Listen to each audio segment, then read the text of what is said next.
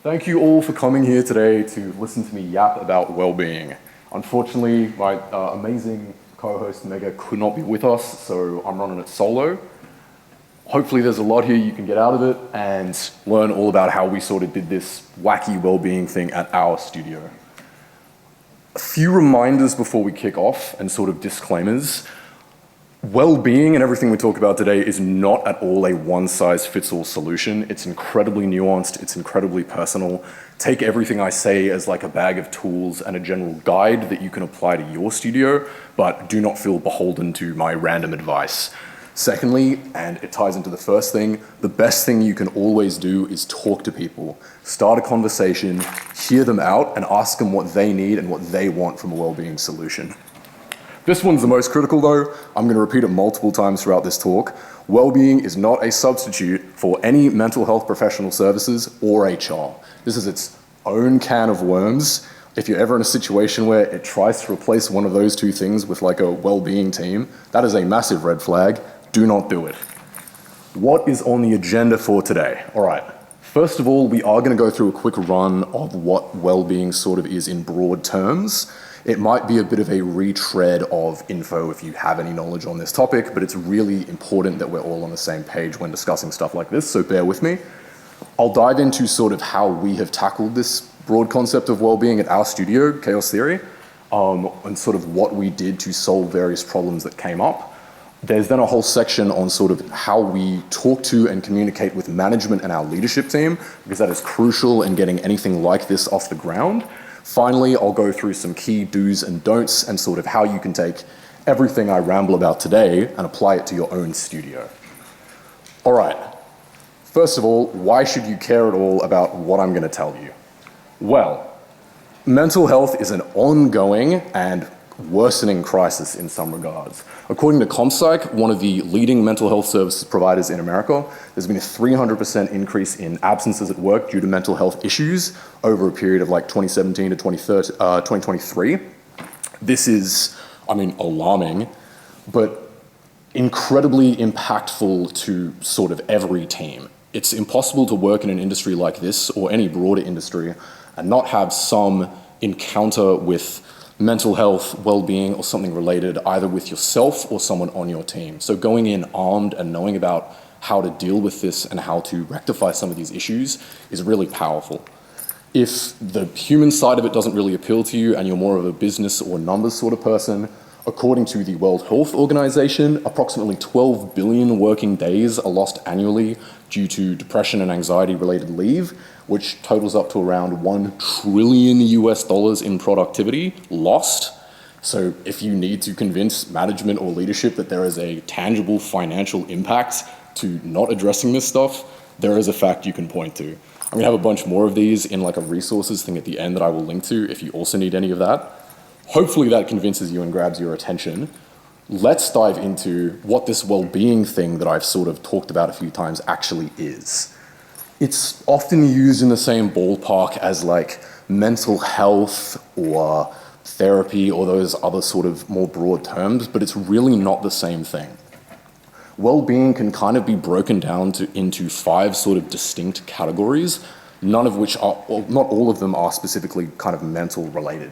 The first big one is, of course, physical well-being. This is just your overall general health, your healthy habits, your diet, your sleep quality, all those things that go into you being productive and happy and stable throughout your day.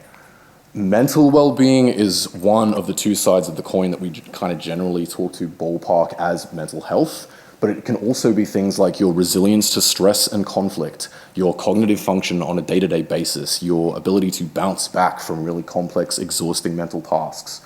Other side of that coin, of course, being emotional well-being. This is your emotions, your ability to handle sorts of negative emotions like anger, sadness, depression, all of that stuff. But it's also being able to foster and maintain a positive outlook in your day-to-day life when you go through hard times. One of the more neglected kind of concepts in well-being is actually financial well-being. That is, having enough money and support to live a comfortable, sustainable lifestyle and not accrue all of the stress and other negative emotions that comes with a deficit in this area. It is super hard to be productive and happy and stable when you have a bunch of debts and kind of cost of living worries breathing down your neck. Another one that is often not looked at is actually social well-being. These are your interpersonal connections in your personal life, your professional life. It is the relationships you have with not only your family, but your co-workers, people on your team. It can be tough to come into work and feel like you are not welcome or not part of a community. So fostering an environment that builds a sense of social well-being is incredibly valuable to any studio or any team. Going into what well-being isn't, do not confuse well-being with HR or kind of therapy. HR is more typically defined as overseeing human resource management. So this is things like compliance with labor laws, employment standards, interviewing, performance management, things like that.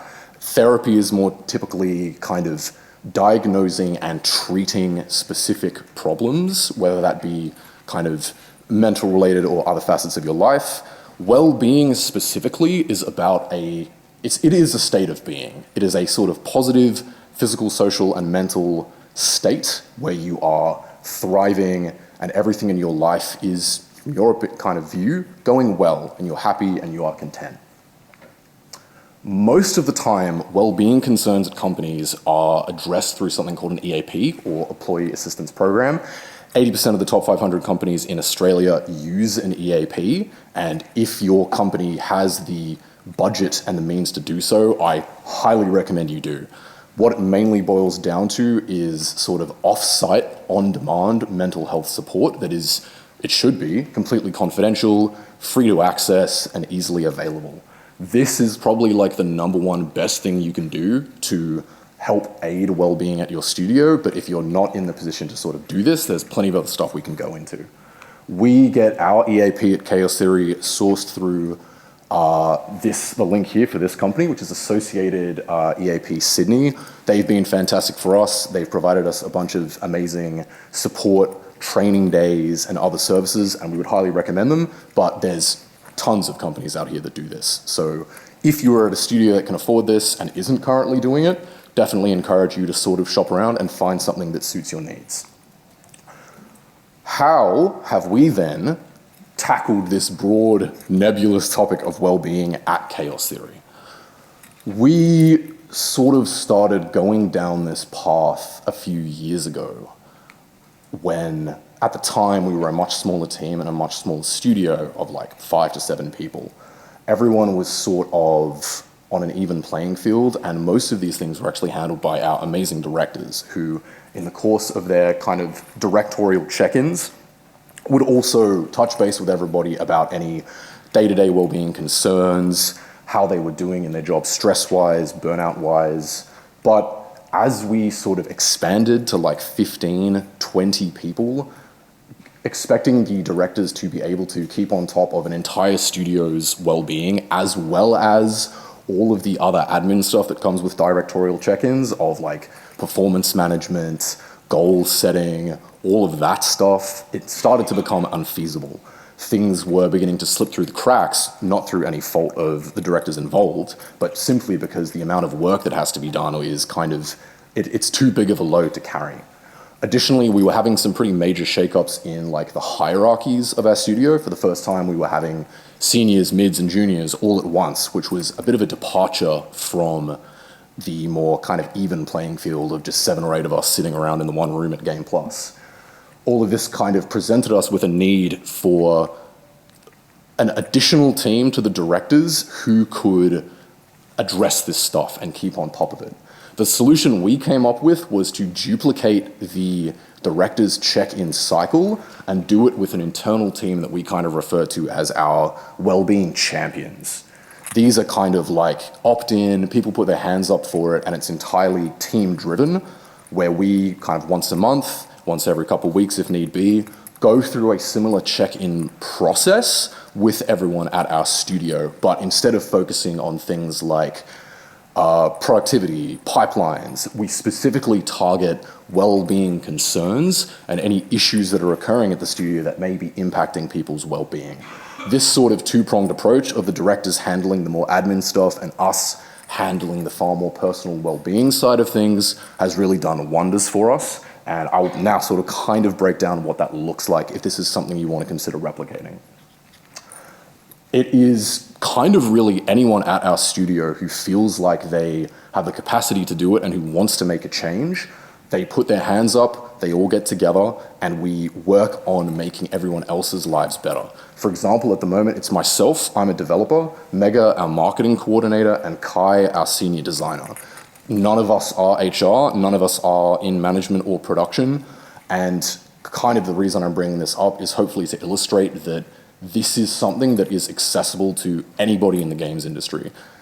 It's incredible to be trained in this stuff, but if you are at a studio and you see a hole where this needs to be fixed, you can do this kind of at the ground level if you coordinate with the rest of your team and you are driven and careful enough to make a change.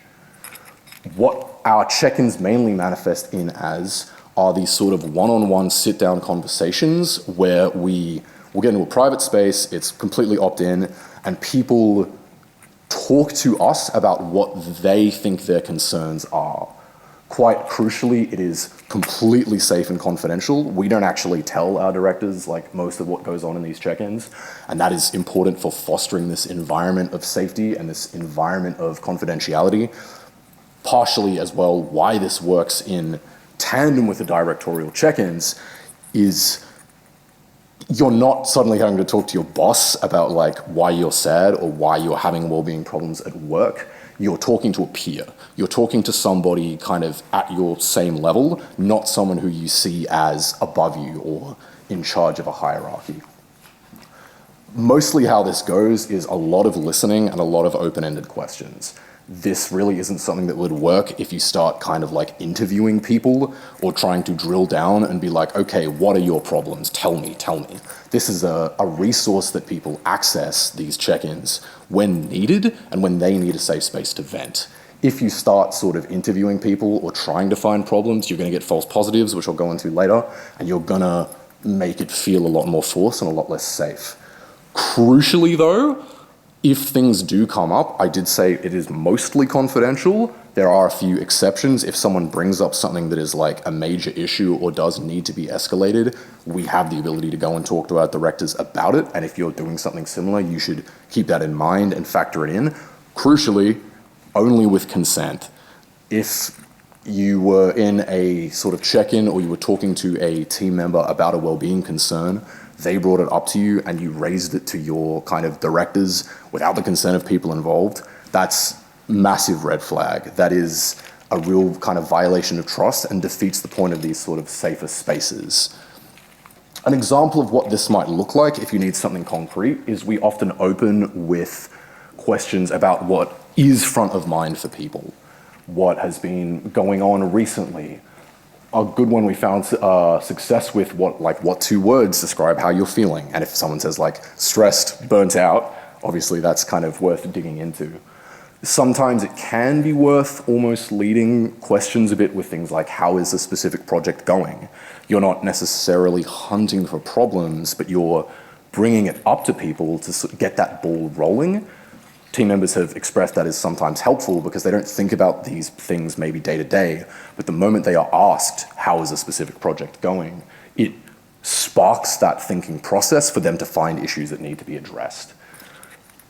We also make sure that people, how has this been happening? We let people talk about what their thoughts are on a topic, why they think things are occurring first, rather than us try to like diagnose the issue for them or put ideas in their minds.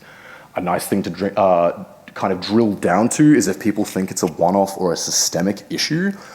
Like obviously if people are a little tired, but it's only because it's like right at the end of a sprint and everything's been going crazy for the past week, that is less of a concern.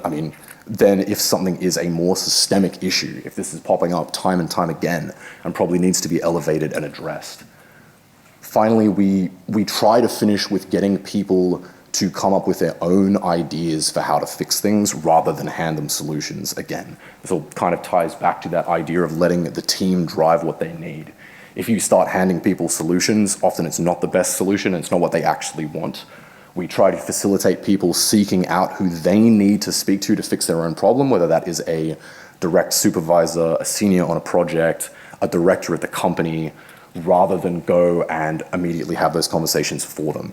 We do offer the ability to have conversations on people's behalf, because in some situations, sometimes team members don't feel comfortable having those convos or don't feel like they have anything that they could say that would make things better. I'll get into this a bit later for the details of it, but it's good to keep in mind as something you can do. I've mentioned a few times this is completely opt-in. The reason that is important is the moment you start trying to make it not opt-in or like force people to participate in this bettering of their well-being, it's incredibly forced. It comes across as kind of not real or fake. Additionally, the fact that people know they don't have to deal with it unless they want to makes them feel more comfortable coming to talk to you. We do kind of seek people out like once a month. We'll be like, hey, do you want to have a check-in? But everyone understands they can just say no if they don't want to. It's only there because we bring it up because sometimes, obviously, busy lives, people might it might slip their mind, but also we do have people come up to us just throughout the week or throughout the month if they need like a sudden or emergency check-in, and we facilitate all of that happening at once. As well, everyone on our sort of well-being team who's in charge of this stuff are completely opt-in too. We put our hands up to do this, and we only do so if we feel like we are mentally stable enough or have the extra emotional bandwidth to handle this. It is quite emotionally taxing work, sort of pushing for improved well-being in your team and at your studio, and it's not something you should really be doing if you are in any way in like a bad headspace. We let people step back if they need to, if say they've signed up to be a well-being champion and then 3 weeks later they have some personal crisis. It's partially as well on the other members of the team to identify this and be like, hey, you should probably step back. But if you went the other route and you force people to be champions, like obviously that doesn't work. Okay, I'm gonna get a little now into the kind of bookworking and data side of this and how we actually facilitate all this happening now that you understand what it kind of looks like on a day-to-day. There are a few big considerations that we've taken into account and that if you want to do something similar like this where you support your team, you should keep in mind. Team distribution of kind of who talks to who and who checks in on who is incredibly important. We have about 4 to 5 people each who we check in on, and there are a few important factors that we consider before we kind of pair people up. A lot of these come down to life experience or kind of identity related matters. For example, things like discipline overlap, it's important to avoid.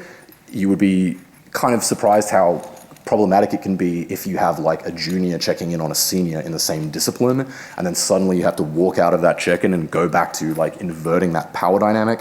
It can be odd. Same with like age and experience. If you have a 20-year-old trying to like help and provide support to a 50-year-old like family man, it can be hard to provide the life experience necessary to help in those situations. Crucially, another one is sort of gender identity and gender presentation. If you're in a situation where you have multiple femme-presenting or femme-identifying people at your studio, sometimes it can be good to have them paired up. But big caveat to all of this, these are not required and these are not things that have to happen. This is more questions you can ask yourself and your team as a launching off point for what would you be comfortable with if we were implementing this.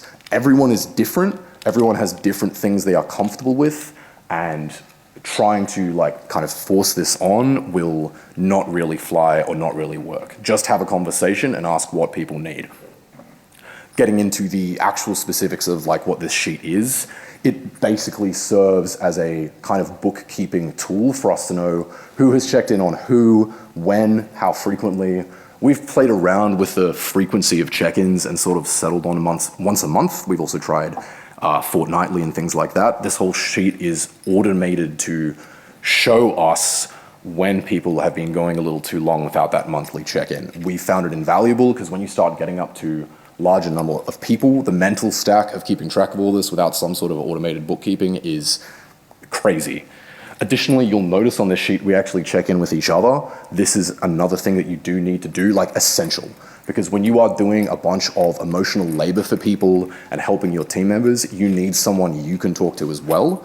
We double up and have a sort of team member meeting where we do like a 3-way check-in, and we all check in on each other, as well as sync up and touch base about any issues. But if you find that you need more like one-on-one check-ins, we've done that a bunch in the past, and it is super helpful. Another thing that we've been able to do, aside from all this check-in stuff, is really push for different wellbeing initiatives. These initiatives can really take any form, and it's kind of like, oh, my bad. It's kind of, if you identify a problem at your studio and you think it can be fixed or needs to be fixed, having a dedicated group of people who can pursue this, talk to directors, and facilitate things happening is invaluable. It means that directors don't have to do all this. This can be things like training days. We get our EAP providers to do a bunch of training on things like stress management, burnout, communication skills. If you're doing all of this in-house, it can also just be people who are knowledgeable on topics talking to the rest of your studio. We've done an internal burnout and well-being presentation that we want to put on, all kind of based off of the research and life experience of our well-being members. Really, this doesn't have to just be check-ins. This doesn't have to be just initiatives. The whole point of all this, which I'm going to repeat so many times, is it can be whatever you need it to be at your studio. These are just some of the forms it can take.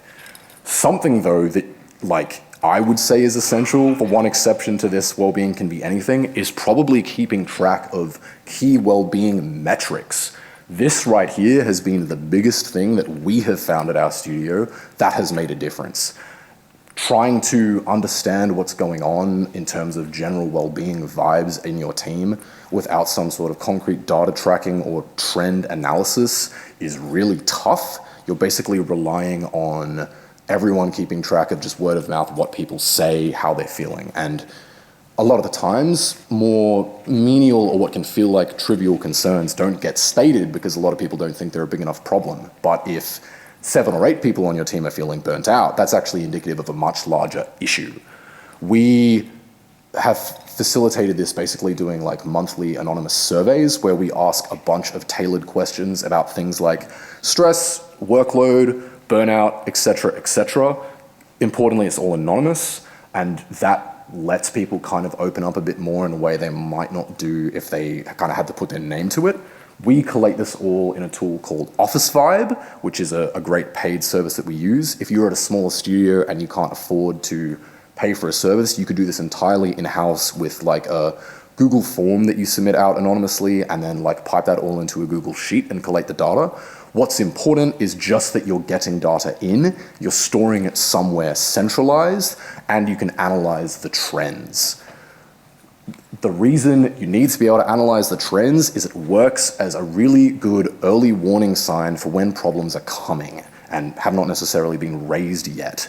If no one's talking to you, say, about like stress or burnout because they're only at like a 7 out of 10, let's say, but last month everyone was at an 8 out of 10, that might be indicative of something.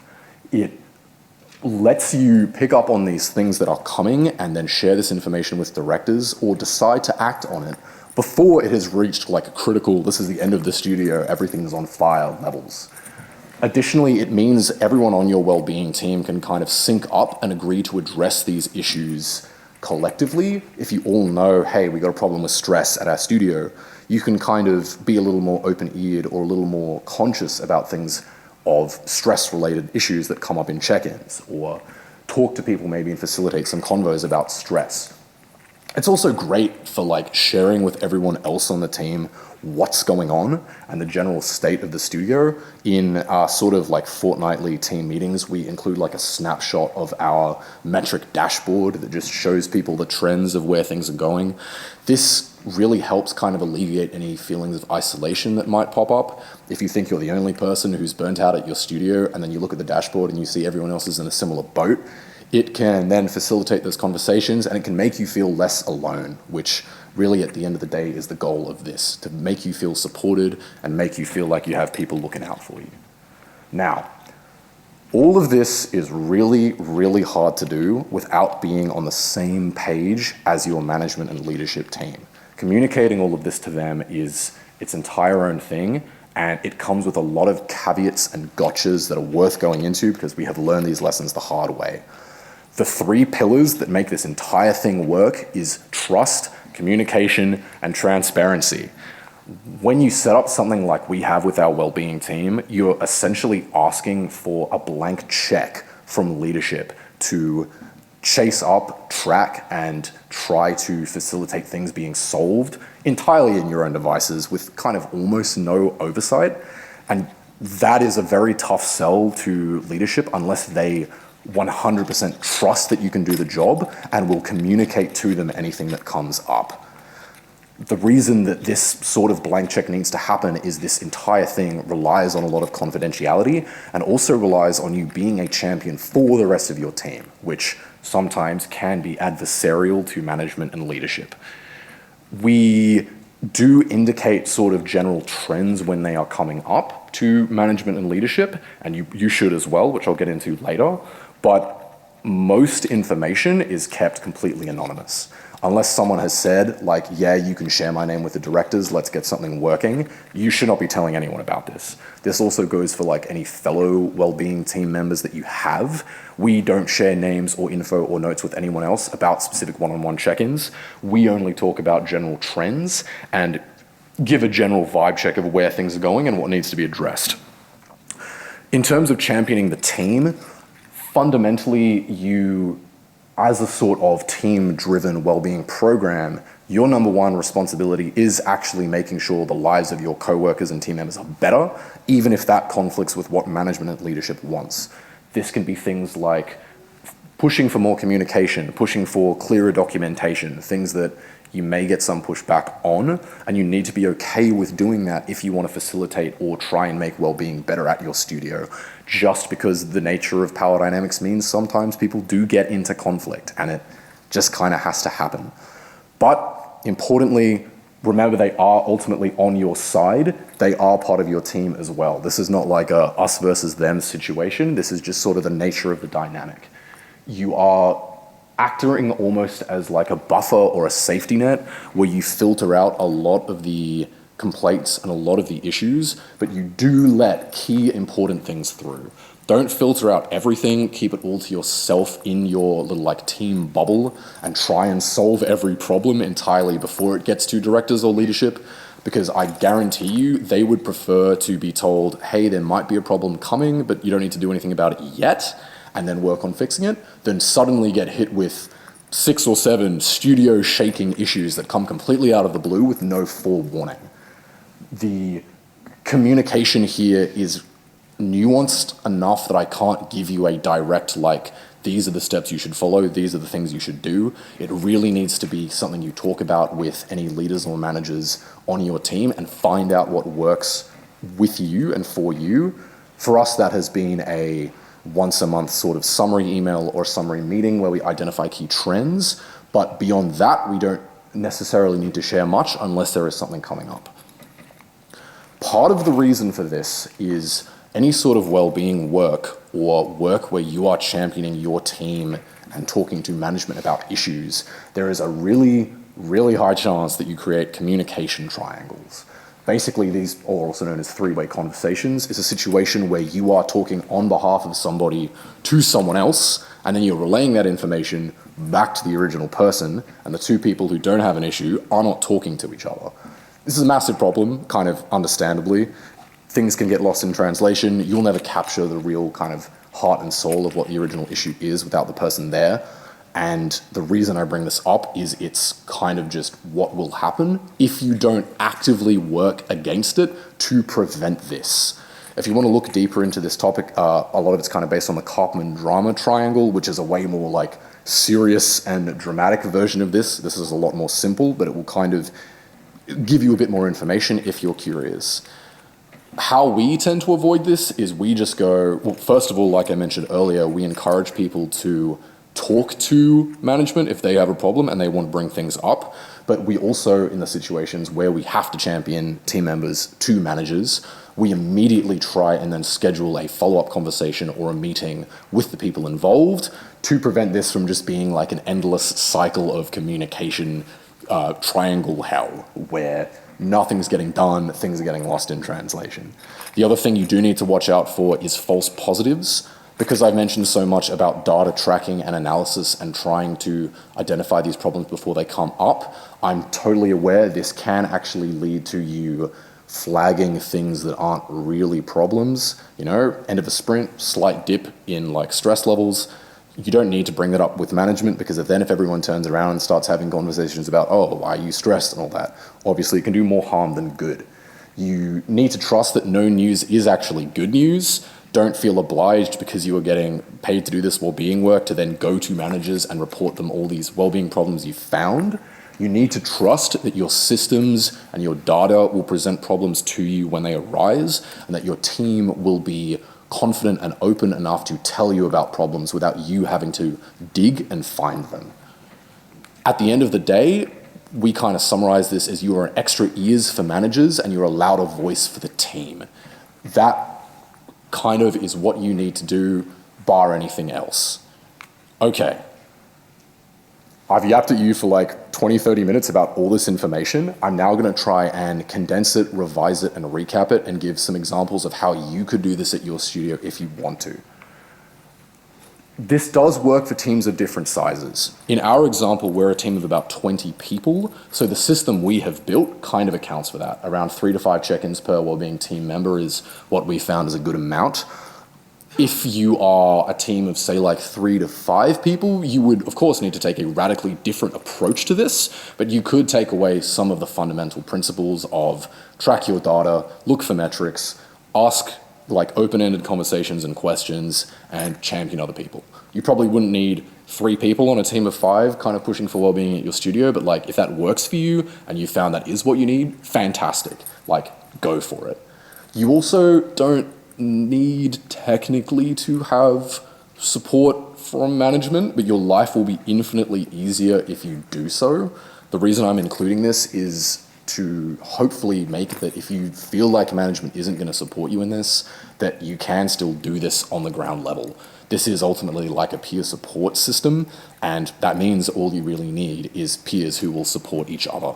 If management, for whatever reason, is against it, like really try your hardest to convince them this is worthwhile, but don't feel like you are completely locked out of anything you can do without them. Like I said before, if anything here doesn't work, feel free to cut it immediately.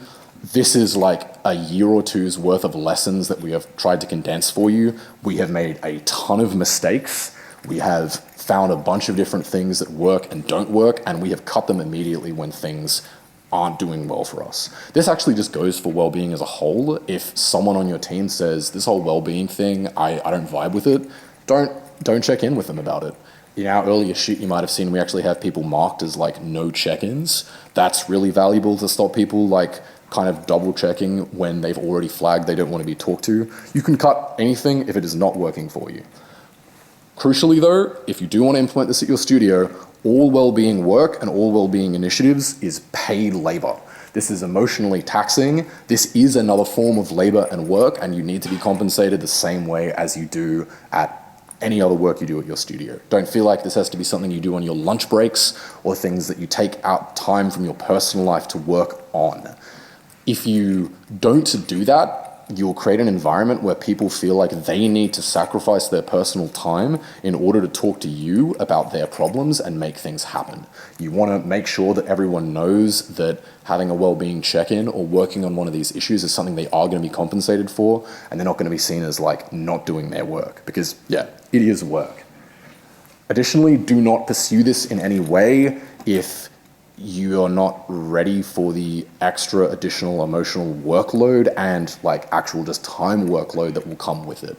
Everyone on our team who does well-being work does this on top of their additional kind of full-time duties. Our directors are incredible in giving us the time that we need to kind of focus on these things, but it still occupies brain space. It still takes up your day-to-day thought and time to think about and keep track of this stuff. Don't feel like you need to dive into it, and don't force yourself into it if you're not ready. Going back to these pitfalls, I've mentioned all of these at some point in this talk, but I'm mentioning them again because they are so important. Do not be a therapist at all. Bad mental health advice is worse than no mental health advice. Do not blur professional and personal lives. A really good way of kind of sense checking this is think kind of if you're using your friend brain or your coworker brain. If you're wanting to solve someone's problems because they're your friend and you want to fix everything in their life, that's kind of veering into friend brain. You are there to listen, and you're there to help people to solve their own problems, not to kind of parent them and fix their lives for them. Remembering all the team dynamic stuff as well is incredibly important. The triangles we've brought up, the false positives, but at the end of the day, mistakes on any of these things are okay. We're a testament to that. We have made mistakes regarding well-being in the past, and you all bounce back from it. Don't be afraid to have conversations because you feel like you're doing the wrong thing or you're going to say the wrong thing. Communication is important, and most people will tell you if you've done something wrong and be pretty forgiving and open to fixing the situation. The best thing you can do, if all you can do is just make some resources, is put it all in a public, easily accessible place. If you can't do check-ins, if you can't pursue initiatives, just give people a bunch of documentation on how they can make their lives better. Here is a snapshot of what we use. We use Gitbook, but this could be in Confluence, Google Drive, anything you like.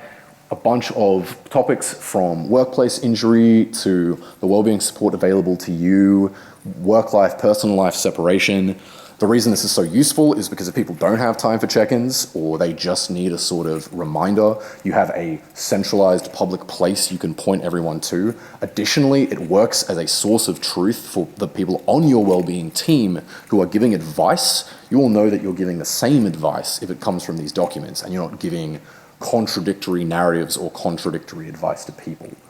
I'm gonna have a QR code on like the next slide, this slide, which basically has all our external resources that we share with people, just sort of collated into a Google Doc. These are things like Safe in Our World, which has great game industry specific info on wellbeing and mental health support, as well as all of these amazing sources like Lifeline, Black Dog Institute, Safe Work New South Wales. There are incredible people who devote their life's work to this stuff, and they have all the knowledge in the world, and those external resources are invaluable.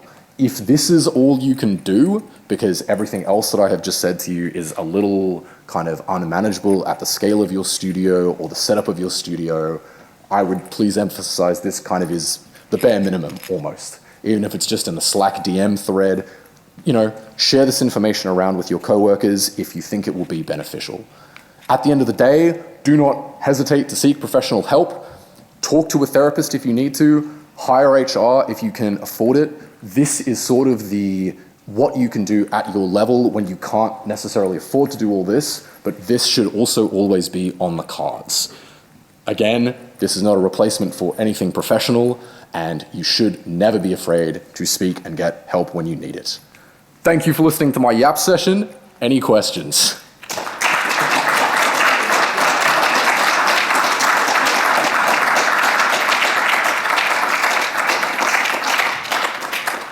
I think there is a microphone that may be getting passed around for questions if anyone has any. Put your hands up and they will come to you.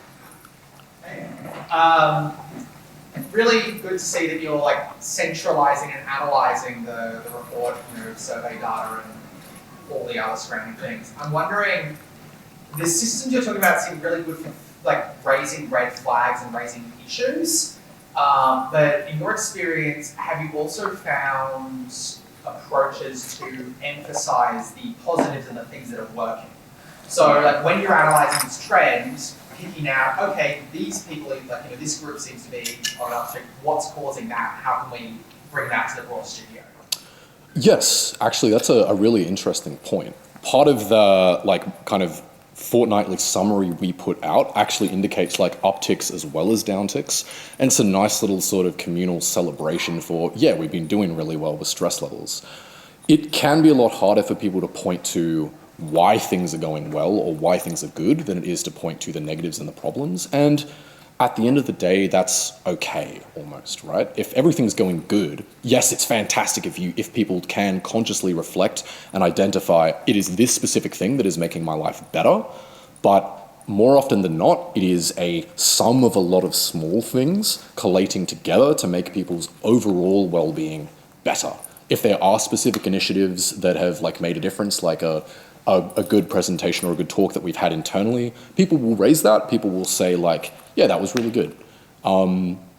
But more often than not, it is easier to sort of identify problems than it is to identify sort of hidden benefits, if that makes sense.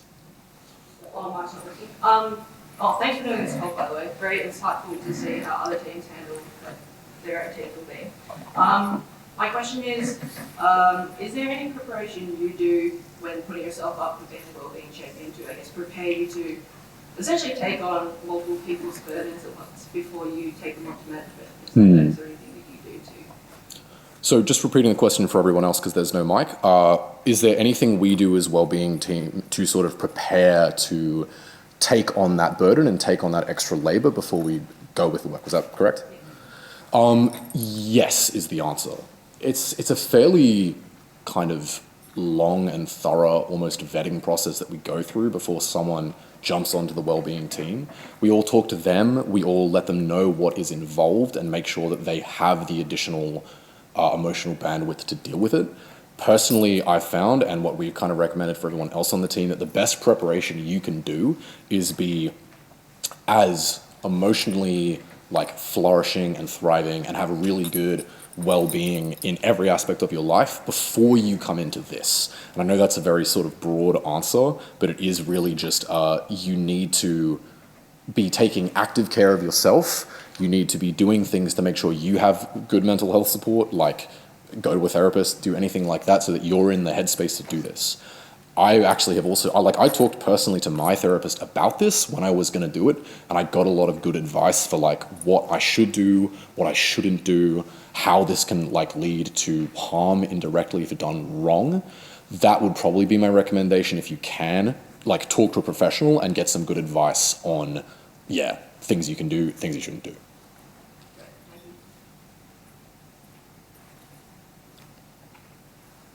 Awesome. No other questions? Go have some lunch. Thanks for coming to the talk.